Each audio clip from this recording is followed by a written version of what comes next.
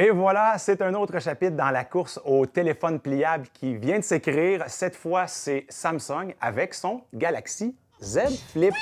Je distribue les swings et les uppercuts. Ça fait.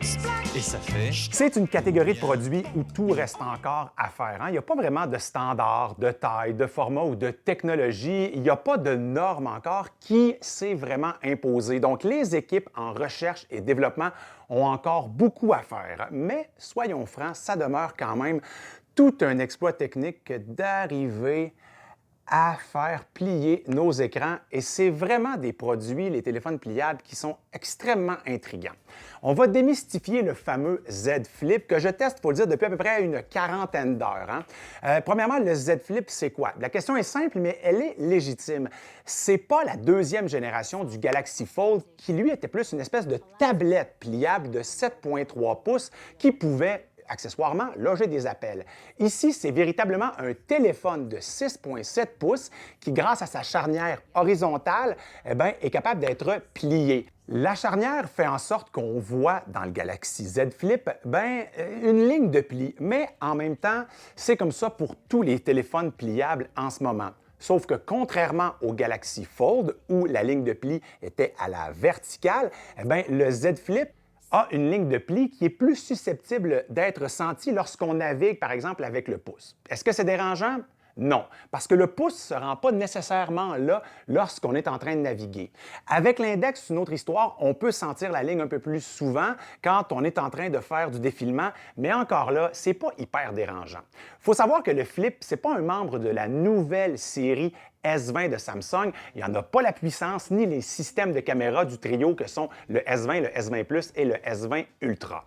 Le Z Flip, c'est pas non plus une évolution du Galaxy S10. En ce moment, je dirais qu'il fait quand même cavalier seul. Sa mise en marché a aussi été assez intéressante. Samsung l'a dévoilé officiellement en février à San Francisco, mais Samsung s'est lui-même scoopé en diffusant, durant les Oscars, une publicité du Galaxy Z Flip. C'est un choix qui est intéressant parce que oui, évidemment, les Oscars, c'est la célébration du cinéma, mais c'est beaucoup aussi les tenues des célébrités, la mode et les tendances. Comme si Samsung voulait proposer un appareil technologique, oui, mais davantage un accessoire mode, un accessoire cool, une espèce de déclaration de style pour ceux qui allaient le posséder. Faire des téléphones pliables, c'est vraiment tout un tour de force quand même. La chaîne YouTube Jerry Rig Everything nous a offert une vue vraiment spectaculaire du système d'articulation, d'engrenage dans la charnière. C'est même pas de la techno, c'est carrément de la mécanique et ça ressemble presque à de l'horlogerie. C'est vraiment super intéressant. D'ailleurs, dans son autopsie, on réalise que l'écran de verre pliable est recouvert d'une fine pellicule de plastique qui est essentielle à la survie de l'écran. Donc oui, il y a du verre dans l'écran, mais ce n'est pas nécessairement ce que l'on touche lorsqu'on navigue ou qu'on fait défiler, par exemple, notre doigt sur l'écran. J'ai l'impression cependant que ça offre une bien meilleure qualité d'image que si c'était seulement du plastique. Un téléphone qui se plie, c'est vraiment wow, c'est pratique, ça se range mieux, ça prend moins de place, mais j'ai l'impression qu'on aurait pu être un peu plus audacieux dans le design, créer un objet vraiment signature pour Samsung. Une fois plié, le Flip a des allures de Game Boy Advance SP, une vieille console de 2003. Une fois ouvert, le téléphone est quand même assez commun. Cela dit, sa charnière, qui est quand même assez ferme, permet d'être utilisée un peu comme on le ferait avec un laptop, soit pour écouter ou consulter du contenu, faire des conversations vidéo ou encore pour prendre des photos.